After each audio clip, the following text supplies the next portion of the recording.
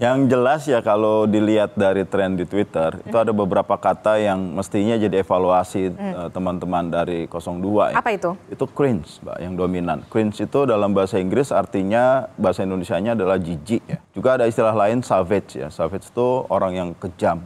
Bukan dalam konteks gagah, tapi bengis begitu. Yang kami sayangkan adalah kalau hari ini mulai dimainkan narasi tengil, narasi anak muda nggak tahu sopan santun dan sebagainya. Itu sangat disayangkan karena mereka itu di sana kan berlaga sebagai sesama cawapres. Dia berkontestasi tanpa menjatuhkan personal, nggak pakai bohong, fitnah, hoax gitu ya.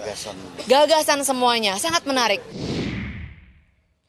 Saya masih bersama dengan Guru Besar Antropologi Hukum Universitas Indonesia, Profesor Sulistiowati Irianto. Prof. Sulis, tadi ada curhatan, ada kegelisahan, kekecewaan dari sisi panelis, ada substansi yang tidak tergali. Di bagian mana yang tidak tergalinya itu, Prof? Ya, semua substansi relatifly tidak tergali karena semua orang sibuk membicarakan soal-soal gimmick, soal-soal etika.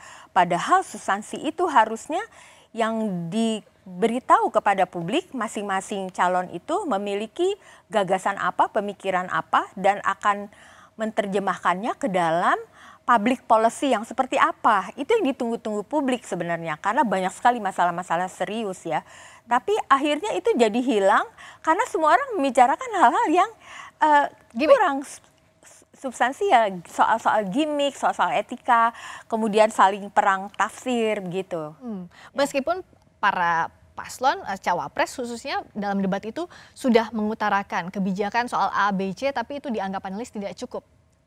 Oh ya tidak, karena ya kita lihat sendiri ya, sepertinya diskusi tentang substansi itu lebih banyak ada di paslon yang 1 dan 3 ya.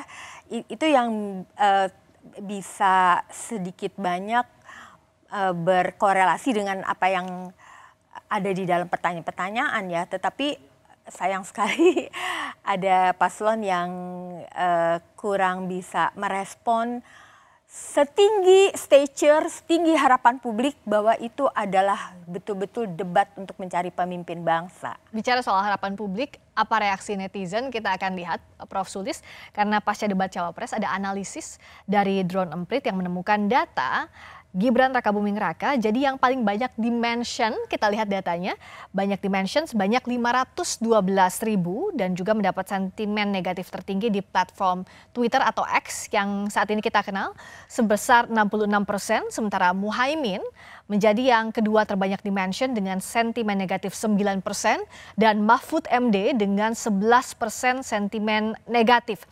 Sebagai panelis, Prof. Sulis menyaksikan langsung bagaimana Prof melihat tanggapan netizen ini termasuk juga sikap dan gaya debat cawapres pada malam itu. Ya, saya tidak heran dengan data ini ya. Kenapa, karena Prof? Di lapangan waktu itu yang terlihat memang seperti ini dan bisa diduga ini pasti nanti yang tentu saja kami sangat khawatirkan nanti netizen dan publik itu akan lebih banyak membicarakan soal-soal perilaku daripada soal-soal substansinya yang penting itu gitu. Tapi kan memang kalau bicara soal ada kritik untuk Gibran terhadap apa yang disampaikan pada malam hari itu, tapi oleh tim sesnya Gibran ini dikatakan tidak menjatuhkan personal paslon manapun. Tidak ada yang salah dengan apa yang dilakukan. Begitu, jangan dikatakan bahwa jangan sampai mendiskreditkan karena anak muda dianggap tidak sopan, tidak beretika. Tapi kalau Prof melihatnya seperti apa? Itu kan soal tafsir ya. Jadi suatu konsep itu bisa ditafsir apa saja tergantung kepentingan politik apa yang sedang mau didapat ya. Ini kan bukan soal umur ya menurut saya. Jadi kalau sudah ada di level itu berdebat dengan dengan paslon-paslon yang lain, saya kira stature-nya setara, yaitu yang diharapkan publik adalah standar-standar keadapan publik. Jadi jawab substansinya, diskusikan substansinya, bukan hal-hal yang lain begitu. Karena kasihan sekali kita jadi sukar untuk menilai paslon-paslon itu karena tidak memiliki keleluasaan ruang untuk menjawab dengan semaksimal mungkin apa yang mereka pikirkan, gagasan-gagasan apa yang sedang mereka akan sampaikan kepada publik dan kemudian kebijakan-kebijakannya seperti apa. Karena di semua pertanyaan itu, pertanyaan adalah kebijakan strategis apa yang akan dilakukan oleh paslon untuk mengatasi berbagai persoalan, pembangunan berkelanjutan, lingkungan, climate change, lalu masyarakat adat yang terpinggirkan karena kebijakan-kebijakan itu lebih berparadigma developmentalis, jadi ingin mendapatkan uang dengan cepat, dengan mudah, tetapi tidak melihat bahwa hutan, danau, sungai, pantai itu ada orangnya, ada flora dan faunanya. Itu yang tidak tergali, itu tidak yang tersampaikan. tidak tergali. Itu yang kami harapkan sebenarnya, bahwa itu yang dibicarakan gitu. Bicara soal kaburnya substansi, visi dari masing-masing pasangan calon, saya ajak Prof. Sulis untuk flashback juga ke debat Capres, debat ketiga Capres pada 7 Januari lalu.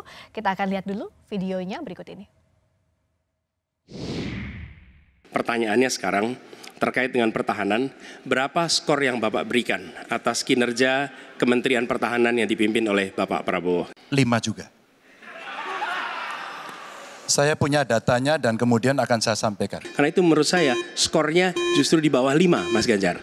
Kalau 5 itu ketinggian, Pak Ganjar. Mas Anies nggak usah takut. Disebut aja angkanya berapa gitu loh. Kayak saya gitu loh. Jangan di bawah 5, sebut aja berapa. 11, Mas. Dari 100. Oke. Kenapa kami putarkan video ini, Prof. Sulis? Karena berbeda dengan debat Cawapres, dalam debat ini pasca adanya serangan soal nilai terhadap Pak Prabowo, banyak yang menilai bahwa Pak Prabowo di forum itu dipermalukan, dianggap diserang secara personal. Nah, kalau Prof. Sulis melihatnya serangan dari Pak Anies dan Pak Ganjar terhadap Pak Prabowo, apakah serangan personal atau tidak? Sebenarnya kan mereka sedang saling mengevaluasi kebijakan ya, satu sama lain. Dan saya kira mereka sudah punya tuh, disebutkan berbagai macam datanya. Kemudian lahir penilaian-penilaian. Saya kira Pak Prabowo juga boleh melakukan penilaian terhadap kinerja dari paslon-paslon yang lain gitu di kesempatan itu gitu. Oke. Saya kira sepanjang membicarakan kebijakan nggak apa-apa. Silakan aja beradu argumentasi gitu, berdasarkan data, berdasarkan evidence base ya, data berbasis bukti, silakan saja. Kemudian adu argumentasi, konsep-konsepnya apa gitu. Menurut saya nggak apa-apa. Okay. Like and dislike pasti kan akan muncul ya, Prof. Sulis, tergantung juga dari pandangan siapa, sudut pandang siapa yang melihat apa yang disampaikan capres-cawapresnya. Nah, tapi bicara soal etika ini saya jadi tertarik begini, Prof. Sulis. Karena dalam debat itu pasti saling menyerang. Pasti akan ada rasa ingin memenangkan dari masing-masing paslon. Tapi batasannya, pagarnya apa? Karena kalau bicara soal debat dibandingkan dengan debat Amerika misalnya, banyak bilang bahwa itu lebih kejam, lebih keras lagi perdebatannya. Tapi apa yang membedakan? Dan di mana koridor etika ini ditempatkan dalam debat? Sebenarnya ya di dalam debat yang stature-nya semacam ini, mau di Amerika mau di negara lain, itu adalah memperdebatkan kebijakan sih. Jadi janganlah diubah menjadi sesuatu yang personal. Kalau saya mengkritik kebijakan Anda, maka saya tidak suka sama Anda, maka saya meremehkan Anda. Bukan itu sebetulnya. Jadi silakan dijawab dengan debat argumentasi policy yang dia pikirkan sendiri, dengan data yang dia punya sendiri, adu argumentasi sebenarnya. Jadi bukan sama sekali persoalan personal. Tapi kan publik kita tuh selalu mengubah itu menjadi persoalan personal, ini soal kalah menang, soal apa, enggak loh. Kita sedang memperjuangkan demokrasi melalui pemilu ini kan sebenarnya. Dan kalau kritikannya Prof. Sulis juga soal degradasi kebudayaan dikaitkan dengan debat ini, bagaimana menempatkan konteksnya? Ya, dalam arti kebudayaan itu menjadi semakin tergerus karena kebijakan-kebijakan yang paradigmanya developmentalis tadi. Ingin cepat-cepat dapat uang banyak, kebijakan-kebijakan yang mercusuar gitu ya. Tetapi melupakan bahwa sebetulnya mereka menyingkirkan kelompok-kelompok, dalam hal ini sesuai dengan tema debat, masyarakat adat, kelompok-kelompok masyarakat yang rentan, dan perempuan.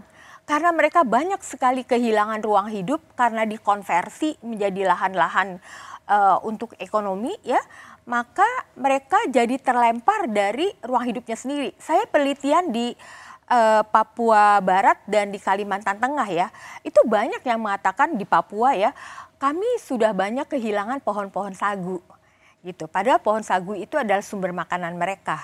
Di Kalimantan Tengah juga demikian.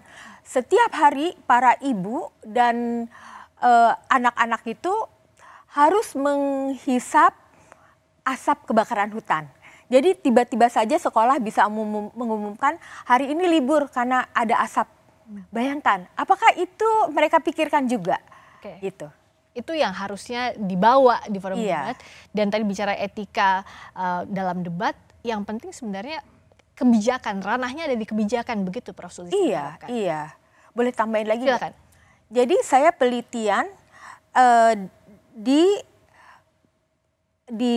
Papua Barat dan Kalimantan Tengah itu ingin melihat apakah para perempuan yang bekerja di sektor kehutanan dan perkebunan sawit itu ada perlindungannya atau tidak.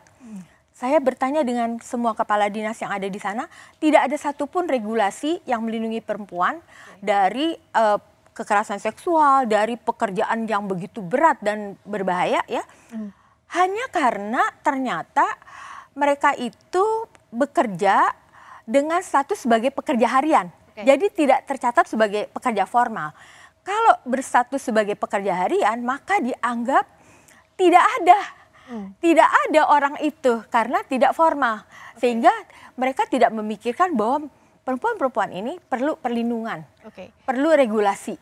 Itu yang tidak tersentuh begitu ya. Tapi kalau kita membumikan lagi ini Prof, artinya harusnya ini tidak tertutup oleh gimmick, tapi disampaikan di forum itu yang tidak ada. Betul. Di tengah kita ramai-ramai ngomongin soal gimmick, kita bicara soal gimmick, Prof. Sulis, belum usai ini perdebatannya di publik juga, Presiden Jokowi secara terbuka menyatakan bahwa Presiden dan Menteri boleh berpihak. Adakah etika yang dilanggar